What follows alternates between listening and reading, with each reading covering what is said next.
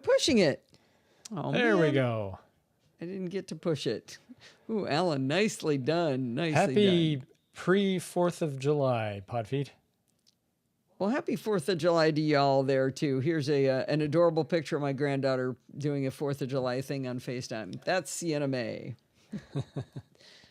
I was talking to Lindsay on FaceTime, and she was just, had it pointed at her face, and all of a sudden it flipped, and there was Sienna crawling on the table. Made me laugh. Too adorable. All right, it is probably, let's see, Alan says it's time for roll call. We do not have Kevin. We do not have Sandy. We do not have Jill, but they all put in their written excuses according to the bylaws of the Nosilla Castaways. So in attendance, we do have Alan and Seamus and Bill and Frank and Mr. Ed, John, Rose, Rick, Steve, Michael West Bay, and Zoe bringing bacon from England. And I think that's it for our alphabetical listing, unless I missed somebody in the sidebar. Oh, you got Rose. Is there anyone else in the sidebar here? I don't think so.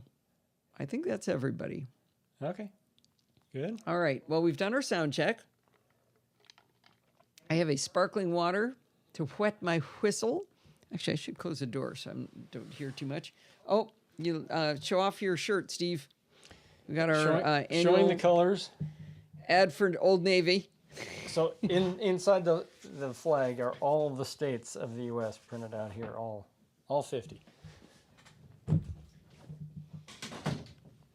Alan, she said near London. That's right. You've got the bar in front of you? Okay, nice, John.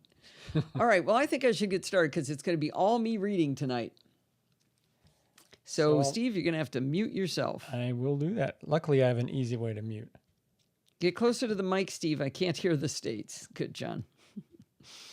Okay, here we go. Hi, this is Allison Sheridan of the NosillaCast podcast, hosted at podfeet.com, a technology geek podcast with an ever so slight Apple bias. Today is Sunday, July 3rd, 2022, and this is show number 895. Well, happy Independence Day to all the U.S. people out there, and happy Canada Day for the Canadians amongst us just a few days ago.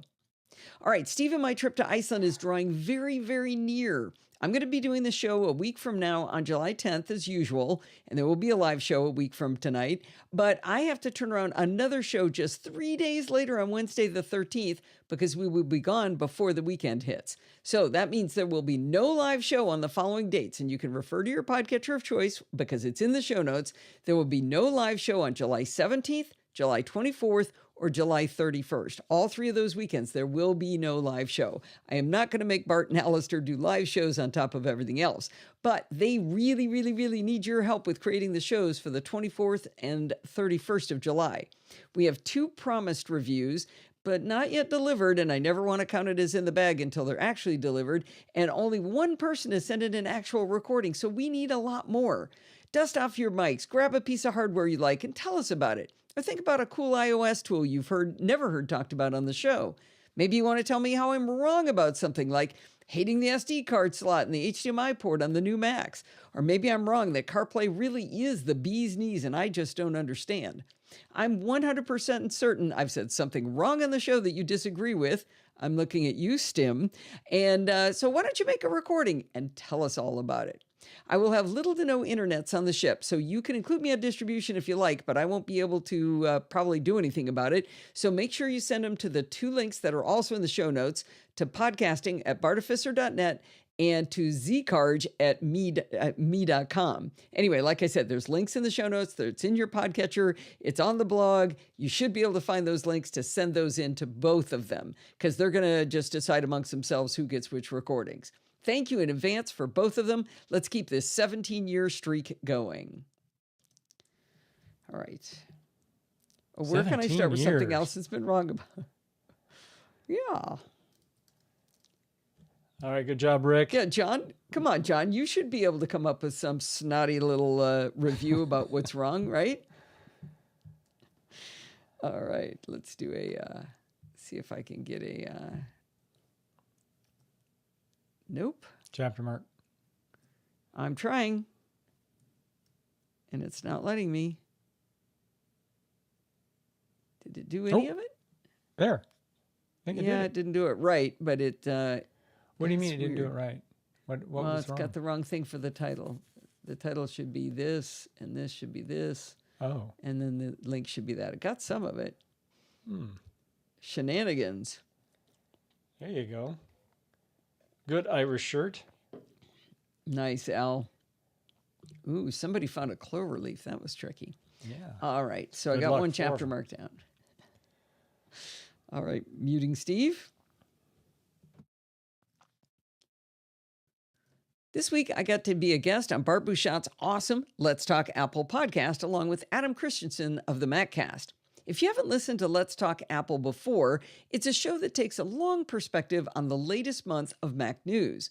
Bart started out the show by updating us on the latest pressures across the globe on Apple about their App Store and how legal regulators in the US and Germany completely misunderstand what Apple and Google do to protect users' privacies. Bart gave us an update on all of the different unionization efforts at Apple, and we ate our vegetables by talking about the latest legal rulings for Apple. I enjoyed our conversation about the EU's plans to demand that all phones, tablets, and other portable devices must support USB-C charging by the end of 2024, and how curious the landscape could become if a new connector is invented and the effect of this on wireless charging. The meat of the conversation was the recent announcements at WWDC. Because Let's Talk Apple isn't a try to get the news scoop first kind of show, we had the luxury of a few weeks for the news to settle out so we could see which changes Apple is bringing that are the most interesting. Talking to Bart about anything is always fun, and Let's Talk Apple is no exception. Check out Let's Talk Apple number 106 for June 2022 in your podcatcher of choice. All right. Save. All right, yeah, let's try it again. Let's go grumpy button, right click, copy link, hear the little sound, copy, and nothing. It's like the copy button isn't working. Oh, it might have gotten it that time. It did get it. It's like copy isn't. That's weird. Is it just super slow today? No, I think it's a focus on the window problem. All right. Oh, yeah, I gotta go bring this on. Keyword search. All right. Recording. Click on the right window.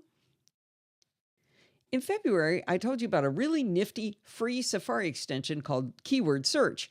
I was so enamored with this tool to vastly speed up my web searches for specific sites I visit often that I decided to do a video tutorial about it for Screencasts Online. I had so much fun recording this one because the extension works incredibly well and is really valuable to me. As always, I start by demonstrating the problem to be solved, and then I show how each one of the built-in keyword searches work. Then I get into the heavier lifting, and I teach how to create your own keyword searches for sites you visit often. This part isn't hard, but it's definitely weird, and by going through several examples, I make sure it's obvious that for even the most arcane search queries, you can still create your own keyword searches quite easily. I gave in the show notes, I've got a link to a teaser video for you, and if you think it sounds cool, you can get a free 7-day trial of the Screencast Online video tutorial service over at screencastonline.com. You'll be able to watch not just my tutorial, but all of the current tutorials in that 7-day trial. It's a dangerous thing to do, though, because the content is so very good, and you will want to subscribe. Alrighty. Close that one. And okay, I don't have a blog post link, but I will put in a little chapter mark. So I got to remember how to do those on my own. I think I do it like that. There we go. And I'll just go curious permissions problem. Save and add a chapter mark. Oh, man. You know, with that big red thing, that really catches my attention. Okay. I'm just going to kind of chit-chat here. I won't be reading. This is going to be a little harder than usual, but I just want to tell a little story here.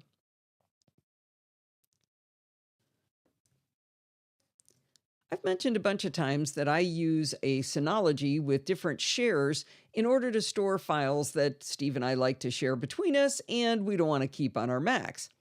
I had a really curious problem this week, and I wanted to tell you the different things I tried to do to fix it because it was a really, really hard problem. The problem to be solved was that all of a sudden I was able to add files to my Synology from my MacBook Pro from my Allison account, but once those files were over there, I wasn't able to open them from the Finder. I'm talking like I get a document and I print it to PDF directly to the file share on the Synology, and I try to open it and it would say, no, you don't have permissions. And that doesn't make any sense, right? Because I literally just created it. I can even do a get info on the files in the Finder that when I'm connected over SMB to the file share, if I do a get info, it says that I'm the one who owns them. It says I have read and write privileges, which makes sense, but I wasn't able to open them.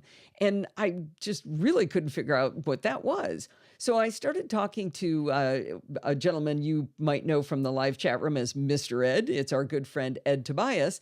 And he kept giving me all these great solutions during the week. And man, nothing was working. So he suggested go to the web interface to the Synology and see if you can, and download from there and see if you can open them. And sure enough, I can open them. I can also open them if I drag them from the Finder in the folder where they look like they're living over on the Synology. And if I drag them, say, onto my desktop on my Mac, I can open them there. I just can't open them when they're sitting over on the Synology. I can see them, but I can't open them. Let's see. Then I got the idea, what if I went to my secondary user account on my MacBook Pro? So I've got a Screencast Online account. So I switched over to that account and I used the connect to server from the Finder and connected into it. And I was able to open the files from there.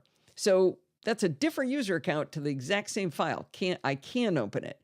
Then I thought, all right, I've got another Mac Mini that I use as a Plex server, and it does a bunch of other work around the house here. And I log in there with the same iCloud account that I'm using on my MacBook Pro. And I thought this would be a really good test because in that case, I'm using the exact same keychain item to log into the through SMB into the server because it's going through iCloud Keychain. So I knew that would be a really good test. And I went to the Mac Mini and I logged in with SMB. I put it up on the desktop and I double-clicked the files on the Synology and they opened up. So now I'm really busted. I mean, I had no idea what was going wrong. And again, I'm pinging Ed. I've probably written him 750 messages in the last 5 or 6 days. I was out trying to find, on the Google somewhere something about this, and I couldn't find hardly anything. But I did see a suggestion that system integrity protection on the Mac could actually be involved. Now, that isn't terribly interesting, but the question you always got to ask yourself when something like this happens is, what did you just change when this happened? And I had just recently disabled system integrity protection, just temporarily. Remember I had the universal audio interface that I just really disliked, and I complained a lot about how annoying the driver was. It was this huge file. It was like 9 gigabytes worth of junk in the drivers. And I had followed all of their instructions to completely uninstall it. But all of a sudden, I started getting a pop-up saying I had a legacy extension from Universal Audio. So I wrote to them and they said, okay, the only way to really get rid of that is you need to turn off system integrity protection, delete the file, and then turn it back on.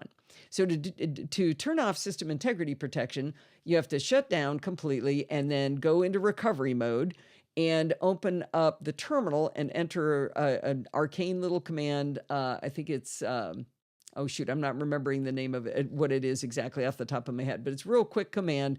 You tell it to disable and then you reboot. I was able to delete the file, go back in and enable it. So I had just done that. So I thought, well, wait a minute, if system integrity could be part of the problem I'm having, maybe I should try turning system integrity protection off again. So I shut down again. Oh, CSR util disable. That's what the command is. So I disabled it again, rebooted back into my regular account, and I still couldn't open my own files on the Synology. All right, back, it's shut down again, go back over, CSR util enable, reboot again, come back into my account. All right. Then I thought, one of the things that can fix things is Onyx. Onyx is a free app that lets you run maintenance scripts. And I thought, okay, maybe it's going to go in and, I don't know, clean caches or check permissions or check the disk or whatever. I thought maybe that would work. So I ran the maintenance scripts and they warn you. They tell you, I'm going to reboot you as soon as I'm done. And part of that rebooting is part of the cleaning up process. Well, it started and it ran, and then it said, yeah, you need to repair your disk. You need to go into recovery mode and run disk utility and go repair the disk. Well, that certainly sounded interesting. So I shut down again and I went into recovery and I went into disk utility and I tried to repair the disk.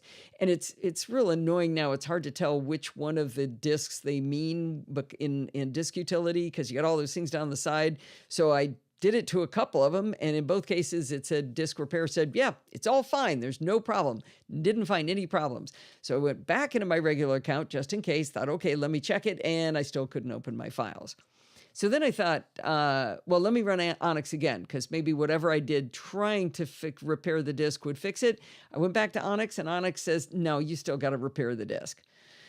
So I didn't know what to do there. And the only thing I could think of I had left was to reinstall macOS over the top from recovery. Now, this isn't as terrifying as it sounds.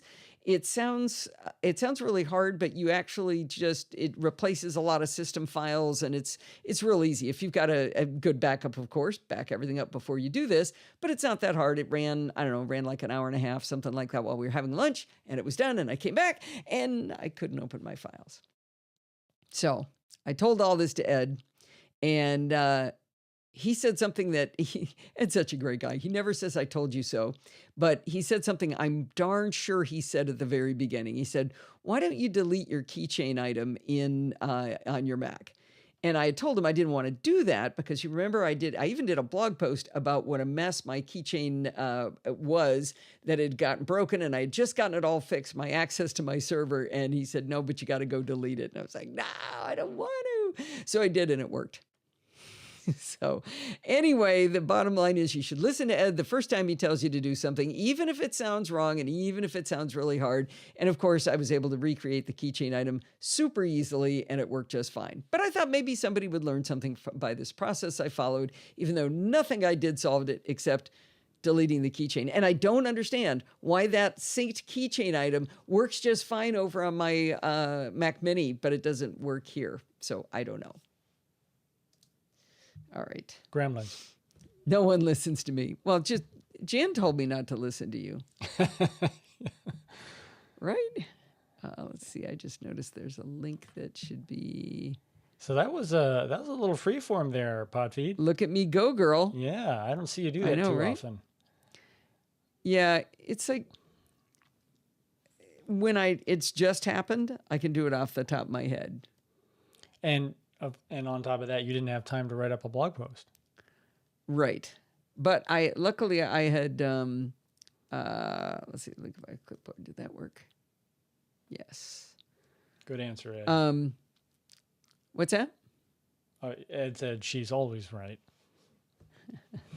I had just written it up for the Slack community trying to get help. So I technically did have, enough of an outline ready that I could follow along and keep track of what I did. So that was very exciting that I did that all by myself. All right. Now, the one thing I was thinking is whether I should save that story for next week. It's possible I will take this story and move it to next week or 2 weeks from now. We'll see. People will hear it twice. No. Oh, yeah. No. Well, once live and once in the podcast. Well, it's always that way, right? Yeah, I guess so. Unless they don't listen to the podcast. Yeah, I wonder. Are there people who only come to the live show and never listen to the podcast? That could be the case. That'd be interesting. All right. Oh, no, I got to go back to this one. Go back to you. Okay, let's see if I can get this to work this time. Okay. So I'm push Grumpy. Come over here, and I'm going to do copy link. Copy. Yeah. I had to click on the window to get it to come to the front in order for it to... So maybe it is just No, I didn't used to have to do that. What's it called? It's supposed Not to awareness. switch...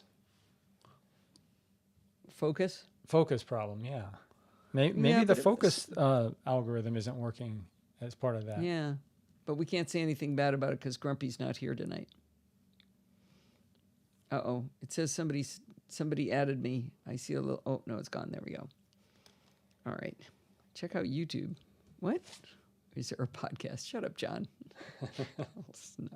Yeah, John, you now have to do something for the podcast, okay? You have to. He's I've obliged. taken a commitment. Don't you think he deserves it? All right, muting Steve. I just started to drool because I saw bacon.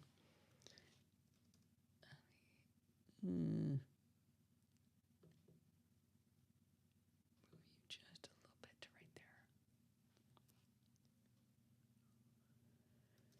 Welcome to part 3. Oh, nope. If you're going to say tiny tips, you get to use music.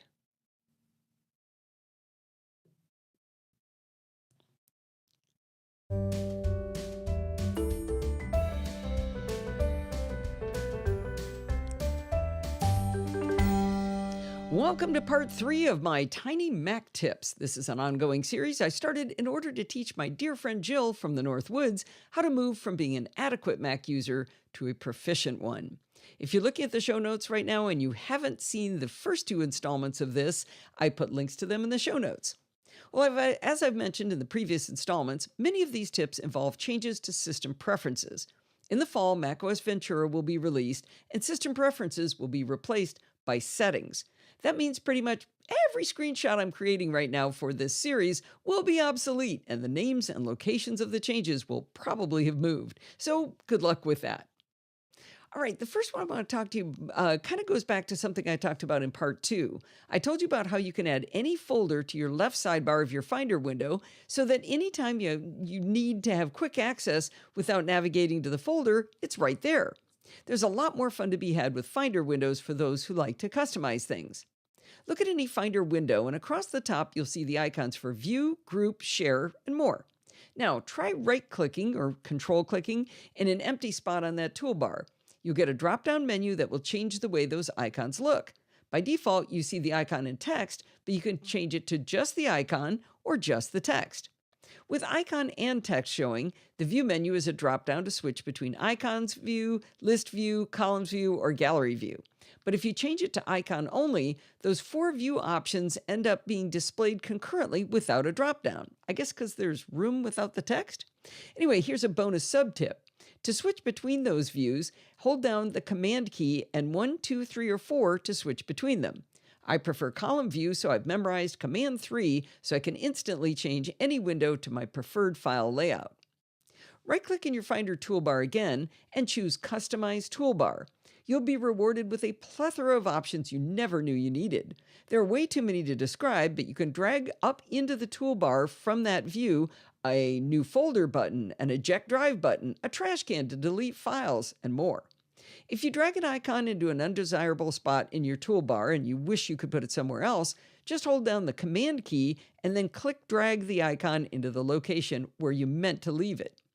If you'd like to organize your toolbar options a little bit, you can add spaces to separate them and even flexible spaces. If at some point you go too crazy and you just want everything to go back to the original layout, you can drag the default set right back into the toolbar. If you have an app or two that you'd really like quicker access to than keeping them in your dock, hold down the Command key again and just drag that application into your Finder toolbar, and it'll always be right there where you need it. Now with macOS, you can drag files onto applications in order to launch them, so it can be handy to have a few heavily used apps right in the toolbar so you can drag files right on top of them to launch them quickly. Now this trick of customizing the toolbar is not restricted to Finder. Try right-clicking on other Apple apps and even third-party app toolbars, and you might be surprised that you have more options available to you than you realized. Mail.app in particular has tons of very useful options you can drag into its toolbar to become more efficient, and maybe even take some out that you never use. All right, the next tip is going to be about window title icons. Have you ever navigated carefully down into a folder deep in the Finder, and then you wanted to save a file from an application into that same folder? From the Save As dialog box, you'd have to drill all the way back down to that folder, even though you already have a Finder window open right to that same folder. There's a very easy way to eliminate this problem. At the top of every Finder window, you'll see the name of the folder you're currently viewing. If you hover over that name for a little folder icon called the window title icon will magically appear. We're going to use that window title icon to solve our problem.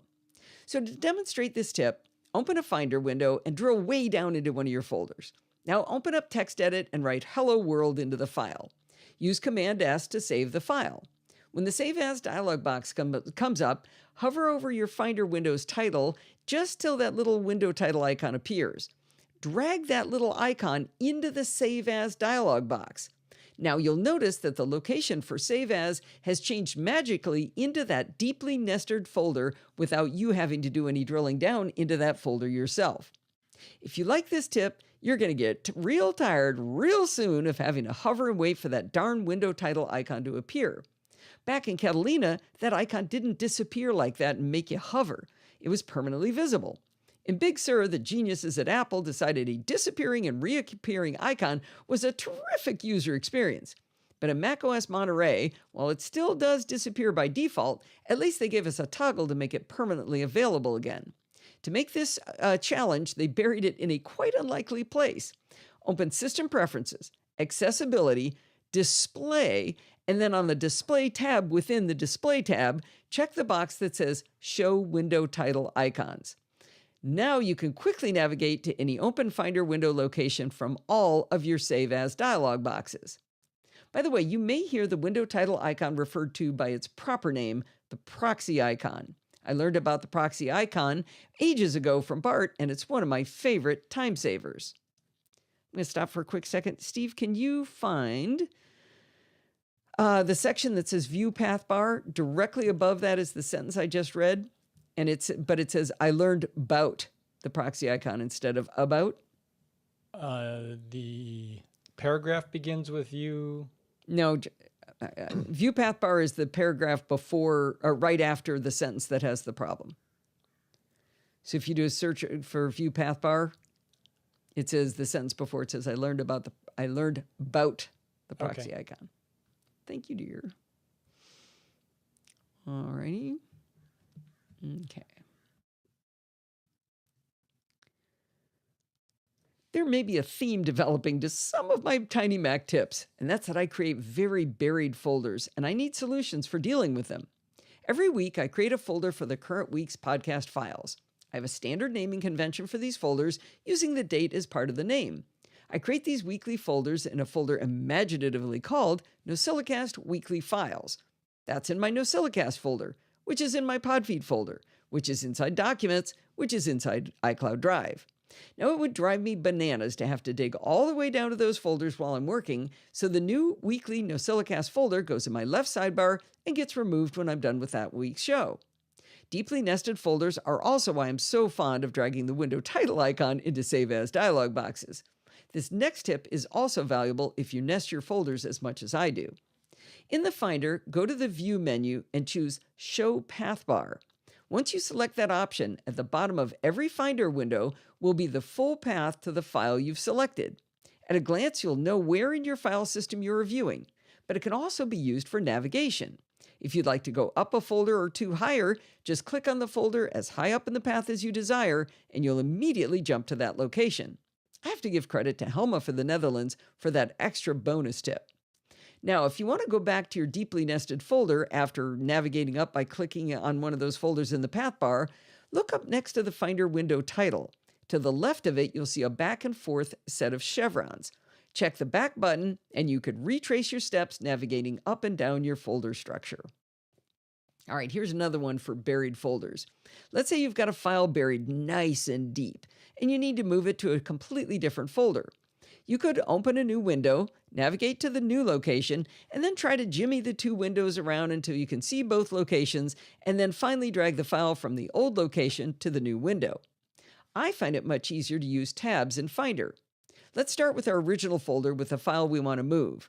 Hold down Command-T to create and open a new tab in Finder. Navigate in this new tab to the destination where we want to move the file. Switch back to the original tab. Now drag the file you want to move from its original location onto the tab name for the destination and let go. Boom, it's moved. You don't have to have the two open side by side. You can just drag it onto the tab. Now here's another bonus tip. We just turned on visibility of the path bar at the bottom of our Finder windows. If the second folder you want to work with is in that path, you can right-click on it down in that path bar and choose Open in Tab right from the path bar. All right, now let's talk about how much I hate to click. I don't know why, but it bugs me to actually click using a trackpad. The first thing I do on a new Mac, well, after installing 1Password Text Expander, of course, is head over to System Preferences and make some changes. In the trackpad settings, on the Point and Click tab, I check the box for tap to click with one finger. My stress level immediately drops. I feel very zen when I do that. That takes care of about 90% of the clicks, but not all of them. We've still got that Control click to bring up contextual menus. Also in trackpad settings on the Point and Click tab, I check the secondary click checkbox so I can tap with 2 fingers to bring up contextual menus. That's so much more satisfying, but it still leaves one major source of clicks left on my system. So we've got 1 finger tap working, and we got 2 finger taps, but what can we do with 3 fingers?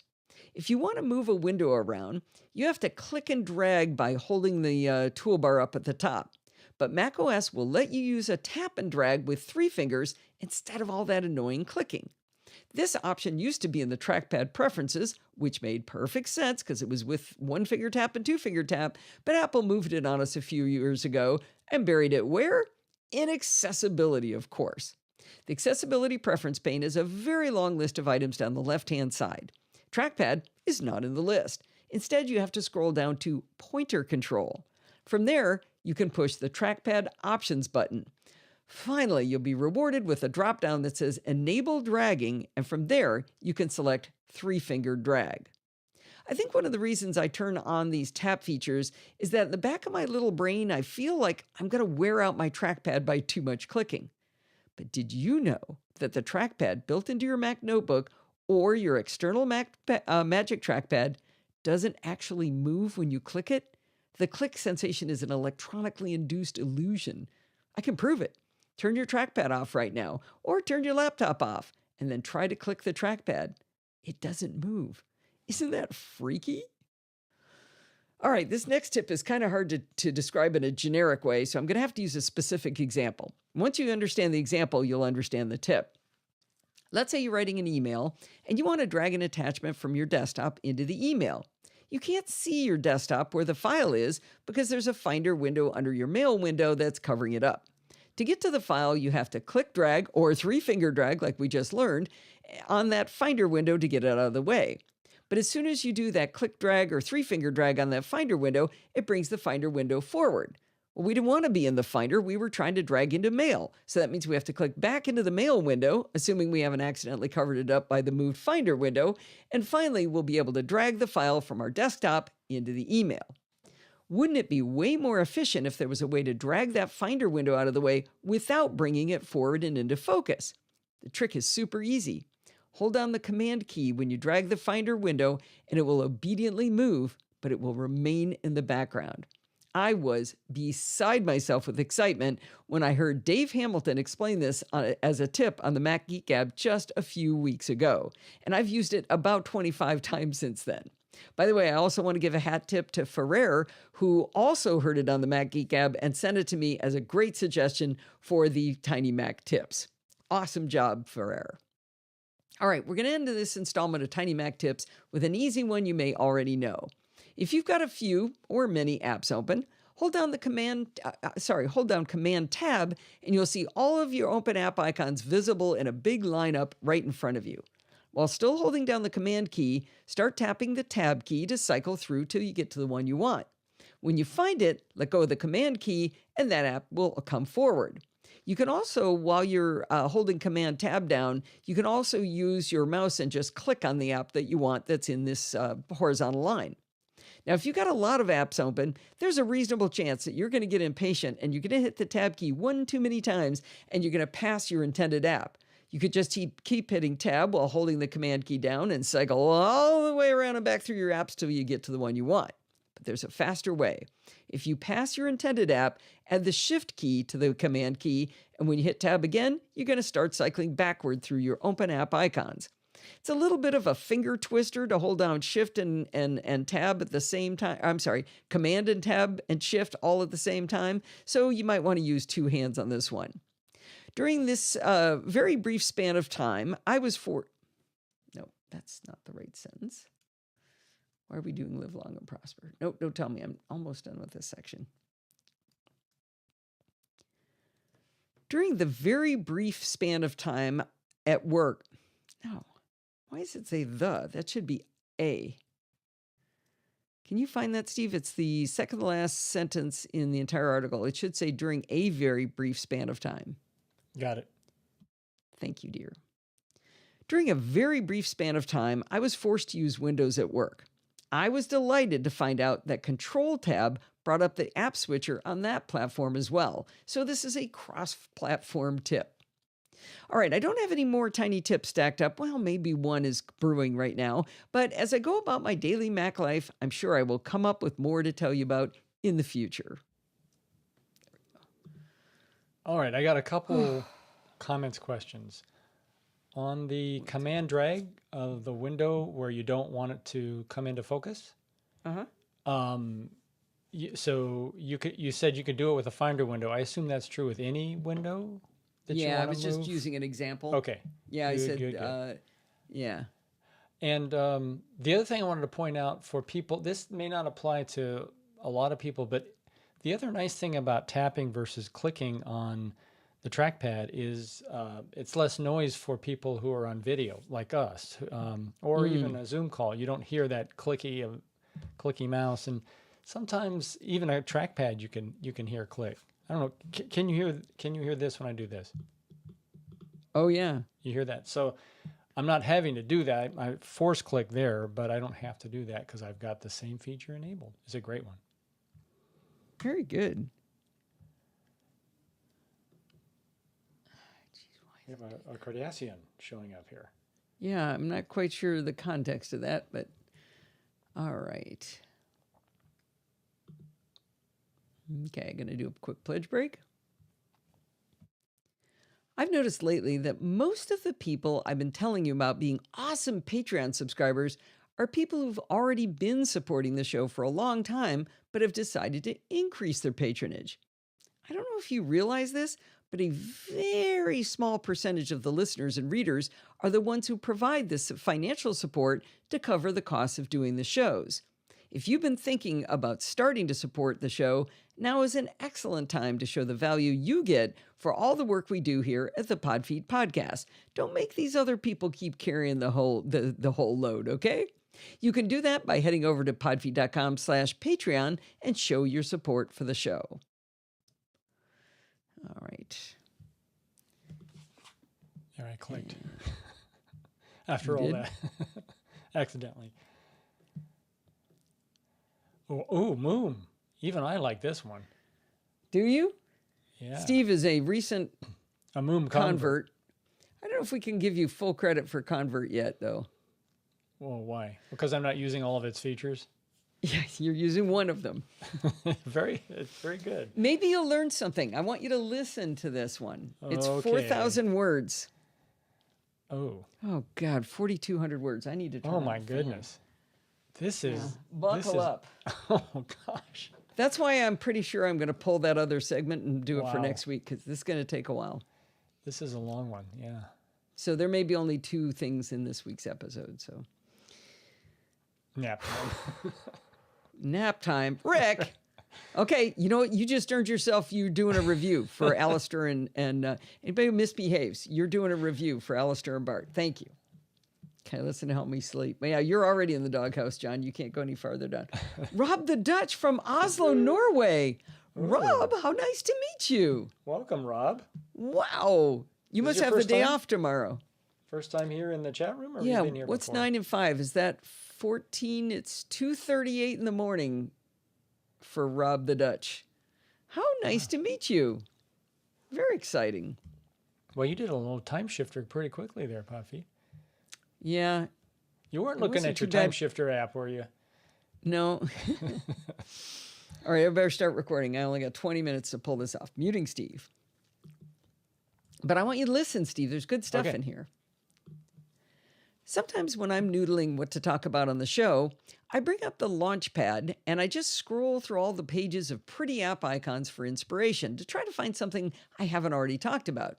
I've been podcasting about tools for the Mac and iOS for so very long that this is normally a fruitless effort. I've already talked about everything. But this week, as I flipped through my apps, I discovered one I'd been using for ages, and very oddly, I'd never gone through it in detail. I mentioned it once in 2014, but it was a really short article. You may have heard of it. It's a longtime Mac favorite called Moom. That's Moom from Minitricks.com. I can't just describe one problem Moom solves because it solves several problems. Do you like your windows just so and you get kind of twitchy when they get moved around? Moom can memorize the location of a set of windows across applications and put them back in position if they get disturbed. If you change context throughout your day and you want a different set of app windows arranged for each context, Moom can memorize those too. Moom will let you drag a window to the edge or corner of the screen for a quick snap to half or even quarter screen. If you're a bit more fluid in your window management and you'd like to be able to, say, center a window temporarily and have another window pop into maybe a tall column on one side and a third window in the bottom left-hand corner, you can do all of this with hotkeys or with your mouse. Now, I don't know if window management is important for the visually impaired, but in my experiments, Moom was pretty darn accessible. I found a few buttons here and there that were unlabeled, but overall menus read out loud without excessive verboseness, drop-downs were selectable, and all controls worked as expected. Moom cost the princely sum of $10 from the Mac App Store or directly from the Minitricks website. After installation, you can choose to run it as a standard app, but most users run it as a menu bar app. Now, Moom is a spectacular app, but near as I can find, there's not much documentation. They do have some FAQs on the website and they do have blog posts, but I wasn't ever able to find a manual. I'm going to walk you through all of the features and explain them to the best of my understanding, so you'll have this as a handy-dandy reference guide. So Moom has some super nifty high-end features, but also has a few features that you get without any configuration at all. Once you've installed Moom, every window on your Mac will have a new feature. You know the little red, yellow, green buttons in the upper left-hand corner of every window? Well, the green button controls the zoom of that window. Without Moom, clicking the zoom button changes the window to full screen, but with Moom installed, it has new magical powers. If you hover over the green zoom button, you'll now see a little drop-down with 5 icons. Each icon represents a different way you can choose to have the selected window change size. 4 of them will change the window to half screen, 1 for left side, right side, top half, or bottom half. The remaining option changes your window to fill the screen, but not go into full screen. So the distinction is full screen hides the toolbar of the open app and creates a separate space for that application window. When you use the fill screen button on the Moom dropdown, the window fills the available space on screen, but it leaves the toolbar visible and does not create a new space. In preferences for Moom, you can add a bit more control to the way zoom button works. The mouse tab of Preferences allows you to disable these pop-up controls entirely, or you can change it so you have to tap the Command key on hover to see those controls. You can also change the delay time for when the pop-up controls appear. Both of these options might be helpful if most of the time you don't want to use the pop-up controls for Moom, and so you want to be more intentional in using Moom's half-screen options. One of the things Windows users miss most when they use a Mac is the ability to drag a window to an edge and have the window snap to cover half the screen. If you like that behavior, Moom has it built in. On the Mouse tab of Moom Preferences, there's a sub-tab called Snap to Edges and Corners. This snapping feature is enabled by default, but you can disable it in this preference pane if it gets in your way. There are 8 screen zones that can enable snapping, not just dragging to the left or right. In the snapping preferences, you'll see a drop-down for the things you want to have happen when you drag a window, to any of the 4 corners, the left and right of the screen, as well as the top and bottom. Now, these drop-downs are set quite reasonably. If you drag a window to the left or right edge of your screen, a blue dashed rectangle will appear indicating that the window will snap to fill exactly half of the screen, split vertically. When you let go of the window, the rectangle disappears and the window snaps into place.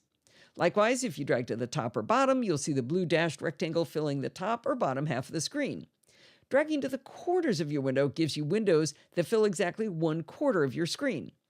I assumed that the drop-downs in Preferences to control what happens at the corners and edges would allow you to create a very confusing situation, like dragging to the top right-hand corner causes the window to fill the left half of the screen, but they protect you from doing that to yourself.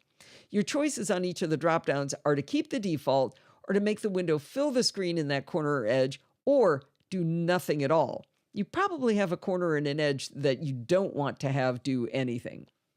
Now, one thing to note. When you move a window to the edge or corner, it's not the window location itself that causes the snap. It's where your cursor is that's dragging the window. For example, if you grab a window over on the far top left, you won't see the snapping rectangle until that part of the window gets to the corner or side. It's not a big deal, but it confused me for a while why sometimes I'd get the snap to corner right away and sometimes it wouldn't react at all. In the snap to edges and corners preferences, you can change the delay before snapping takes place. The default is 0.2 seconds, but if it's happening too quickly or too slowly, you can change that delay to your liking. If you use two displays, it might be a little annoying to have the snapping rectangle offered when dragging a window from one display to the next. You can set Moom to ignore edges that border on other displays. All right, if you feel like you've gotten your $10 worth out of Zoom already, that's great. But for that measly $10, Moom has so much more capability. To get to the advanced features, go to the Custom tab in Moom's Preferences. With custom controls, you can define specific sizes for windows and the anchor point for them, and you can define regions of the screen for your windows. I'll explain in more detail with examples in just a minute. Before setting up any custom controls in Moom, you'll see a few custom control examples created to get you started. The first two example customizations both show a dropdown that says Move and Zoom. Below that is a rectangle with a 6x4 grid of cells. The left 2/3 of the cells are dark gray and the right third of the cells are light gray. The dark cells in the grid represent what portion of the screen the window will take up if you select this particular option. Move and Zoom means that the window will move from wherever it is now and zoom in or out to fill the grid as shown. This is one of those things that's quite easy to understand when you see it, but it's a little clumsy to explain. There are 3 different ways to enable custom controls once you create them. With the window selected, you can enable a custom control by going up to the Moom menu bar app and selecting the custom control you want. Your window will jump to that new location and size. The second method requires a setting change in preferences under Mouse in the Zoom button controls section. By enabling the checkbox to enable access to custom controls, you'll be able to access them directly from the green Zoom button on your selected window. You can also choose to have them visible as soon as you hover over the green Zoom button. Now, when you hover over the green Zoom button, to the left of the Moom standard window configurations, those 5 we talked about before, fill screen and left, right, top, and bottom, you're going to see a little person's head with a downward chevron next to it. From that dropdown, you can select one of the custom controls, like the default that takes up the left 2/3 of the screen. Using hover on the green Zoom button is a little bit more intuitive, I think, because it's right in that window that you have selected versus going all the way up to Moom in the menu bar. But there's an even faster way. If you have a few custom controls that you really like and use often, you can set up hotkeys to trigger them more quickly. Each custom control in Preferences shows a little box in the upper right where you can click and then hold down a hotkey combination of your choosing. I mentioned that in VoiceOver, there was just a couple of unlabeled buttons. To the right of that place where you can put in your keystroke, your hotkey that you're going to define, there's a little box that has an X on it that erases that little box. That's the only thing I found that wasn't labeled in Moom. Now, that's not necessarily an exhaustive search that I did, but that's the one I found. All right, the first 2 custom control examples have the numbers 1 and 2 set as the respective hotkeys. For the life of me, I could not figure out how can you trigger those just by typing a 1 or a 2? That doesn't make sense because wherever you're typing, it's going to just type the 1 or a 2. But stay tuned because I eventually figured out how to make these single numbers invoke those custom controls. All right, beyond Move and Zoom, we have more options. So while Move and Zoom are they're like the flagship options within Moom, but you can do a lot more. Let's say you want to create a video that's exactly 800 by 600 points on your screen. One of the default custom controls demonstrates the resize custom control. Instead of boxes you click and drag, you have dimensions in boxes, 2-dimension boxes, where you define it in points. Now, another use for this precision would be, let's say you're taking a series of screenshots for a tutorial and you want to make sure you have consistency. When Steve and I create the live show for YouTube, we broadcast the window of my recording software, Hindenburg, and Moom can create that very precise size for me reliably week after week. When you choose a resize custom control, your window will resize from one of the corners or the middle top, bottom, left, or right. You control this by setting the anchor point in a little grid. Now, I can't think of a use case off the top of my head for the next two custom controls. They're called grow and shrink. With these, you define a specific number of points by which you want a window to grow and the edge from which you want it to shrink or grow. I'd really be curious to think if anyone can think of a use case for this, and I'm sure somebody asked the developers to come up with it, so there must be a reason you want to just say, yeah, I want this window to be 50 points wider. I don't get it. All right, one of the custom control really baffled me at first. It's called toggle full screen. I see it's baffling because it does just what it says on the tin, but we already have a toggle for full screen. We can click the green zoom button on any window to go into full screen, and then hover at the top to get the toolbar to show again, and click that same zoom button to bring the window back out of full screen. So we already have that toggle.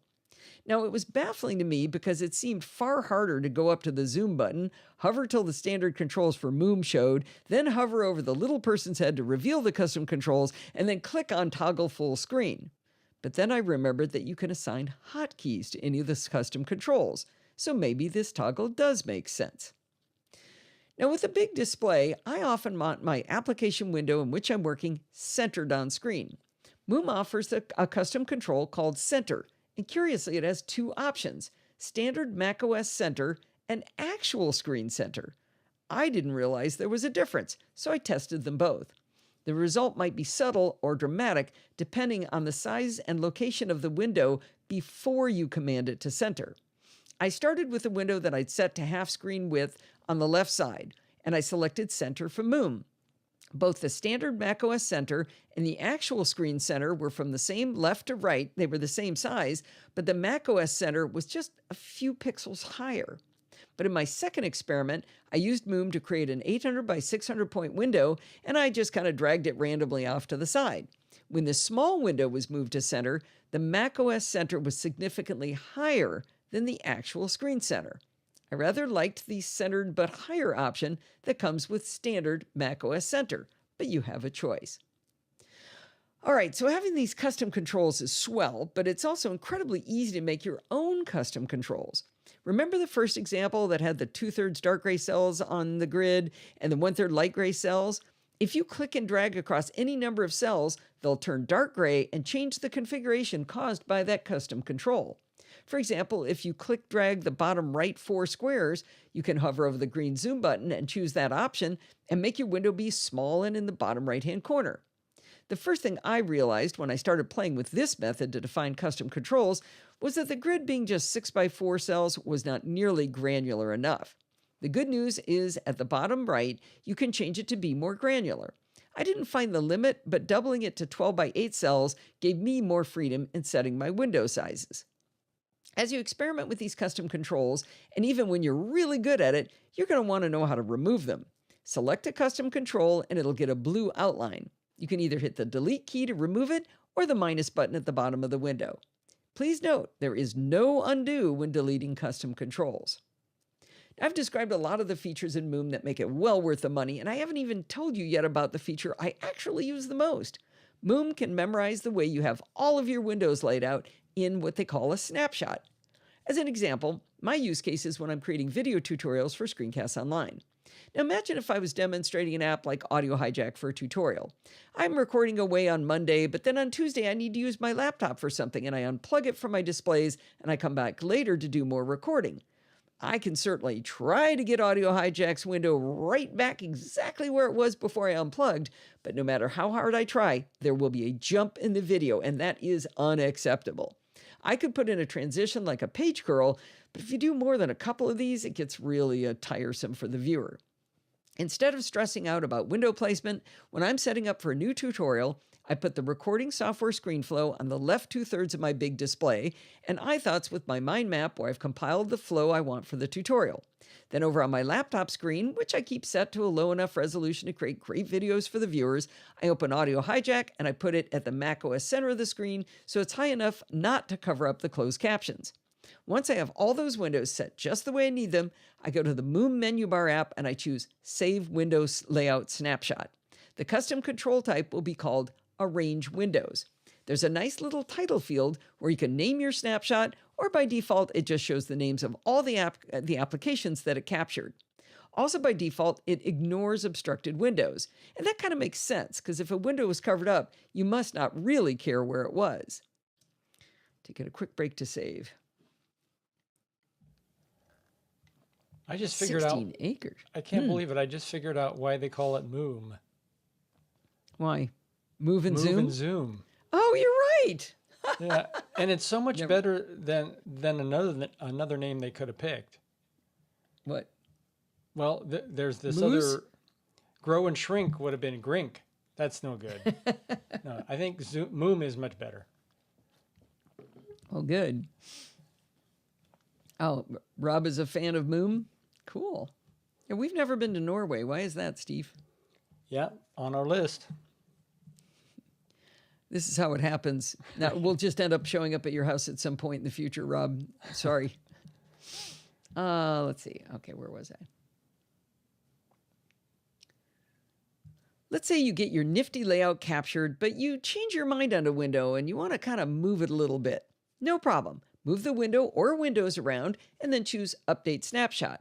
You'll get a pop-up that asks whether you want to replace the snapshot or merge the new snapshot with the original. Now, those sound pretty similar, and in my usage, they are identical, but there is a difference. Let's say you have Mail open and you save a snapshot. You just have Mail. Now close Mail and open Notes. If you update the snapshot and choose Replace, it will only know about Notes. But if you choose to merge, it will remember the location of both applications. Now, I should point out that Moom won't actually open a closed application, but if it's already open and it was part of the saved snapshot, it will place the window in the saved location. I love snapshots, and my video tutorials are all the better for it. When I'm done with a particular tutorial, I just delete my saved snapshot. If you really get into having fun with Moom, you might create a lot of custom controls. You might create some for, say, when your laptop's connected to a big display, and others for when the laptop is standalone. You might create some custom controls for different contexts, such as work and play. For you, Minitricks adds the ability to put some organization into your list of custom controls. In the same dropdown where you add things to move and zoom, resize, or arrange windows, you have two other options, Menu Header and Separator. Separator simply adds a horizontal line that you can move up and down to delineate different sections of your custom control list. Menu Header gives you a named menu header to separate your controls, so you could have a header that said Work and a header that said Play, and drag that up and down until you have the right custom controls under each section. Now that you know all about custom controls, I can back up and tell you about a couple of things I had to skip over in preferences. When using some of the standard window locations, such as left half and right half, the windows can feel kind of crammed together. On the General Preferences pane, there's an option to separate the windows by anywhere from 2 to 50 points. I find the default of 10 points to be just enough room without wasting space. You can choose whether to also apply this padding to the screen edges so your windows aren't smack dab up against that edge if that makes you twitchy. Now, all of these many tricks in Moom are useful, but we really need to address the keyboard junkies in the crowd. We can't leave them out. We've given them a little bit with assigning hotkeys for their custom controls, but there's much more. If you look at Moom's preferences, you'll find a keyboard pane, but you'll only see one thing. It says Trigger Keyboard Control with Hotkey, and there's a field to enter a hotkey combo. As soon as you enter that hotkey, though, this massive list of options suddenly reveals itself within keyboard preferences. There's really no explanation of what these options do, so the best way to figure them out is to use your hotkey and then see what happens. I hit my hotkey, and a big Moom logo popped up on screen with right, left, up, and down arrows around it. But I didn't have the foggiest idea what to do with that logo. Clicking the arrows around the logo only made the logo disappear. It was time to take a closer look at the controls in the keyboard preference pane. By default, the Show Logo box is checked, which explains why I saw the logo. The next checkbox says Show Cheat Sheet. With that box checked, using the keyboard shortcut now reveals a list of actions you can take when that logo comes up. It explains that hitting the Tab key will center the selected window. Space will make it full screen. Command right and left arrows will move and zoom to left half and right half on the appropriate side.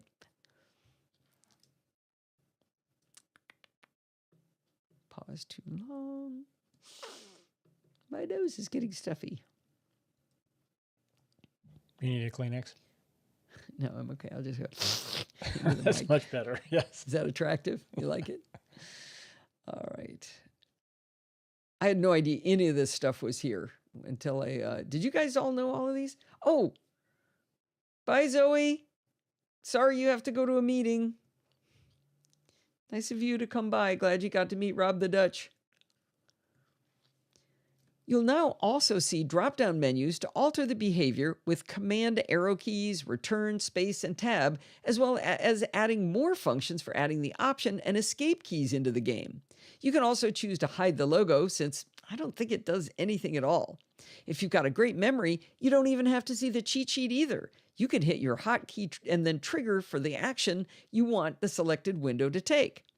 Remember way back when we first learned about custom controls, I said that there were two examples that had just a 1 and a 2 as their hotkeys, and I couldn't figure out how would you trigger them? Well, in the cheat sheet for triggering actions from the keyboard, it shows the two examples with 1 and 2. So if you hit the hotkey that you assigned to trigger the keyboard options, and then hit a 1 or a 2, those windows will move into those positions. Mystery finally solved. That took me so long to figure out. Now, you'd think that all the mysteries of Moom would have been revealed by now, but this last capability was hard for me to figure out as well. Moom has a feature where you can click and drag with the mouse to define a screen region kind of on the fly that you want to fill with your currently selected window.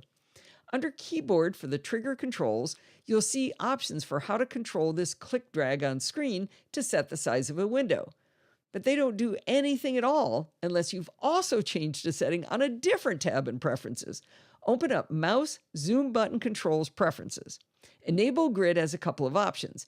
You can choose to enable a full screen grid or hexagons, and you can control how many cells you can use, just in like where we were defining regions with custom controls. So by default, it's 4x6. So I'm not kidding. One of your options instead of cells is hexagons. I find the idea of using hexagons for this absolute madness. So once you've enabled the grid, not using hexagons because you're not an animal, and you've chosen the grid size, as before, I find that 12x8 cells provides just enough granularity, you'll have access to the grid in two places. The easiest place to choose a grid is to hover over our little friend, this green zoom button. Now that you've enabled it, you'll see the 5 standard window layout options as before, but below that, you'll see a rounded rectangle with a blue dashed outline. Click in that rectangle and it initiates the click to drag a region for your window. This is way easier to execute than it is to describe. The second option is to give us access to the click drag of the grid with our hotkey trigger. In Keyboard Preferences, turn on the Repeat to Toggle Grid option. Okay, this is getting really weird. But if your hotkey trigger was, say, something simple like Command-T, to get the grid up, you'd hit Command-TT to bring up that click and drag grid tool. If the grid is your jam more than having quick access to your custom controls, you can actually choose to have the grid show first, and repeating your trigger brings up the custom controls instead. See why I said it might be easier to hover over the green zoom button instead? Well, I'm really glad that I walked through all of the options in Moom because I learned a lot trying to explain it to you. I use it all the time and have for years, but I definitely wasn't using it to its full potential. Now, I know I went into a lot of detail, and my goal with that was for each kind of user, you'd learn about what would work for you.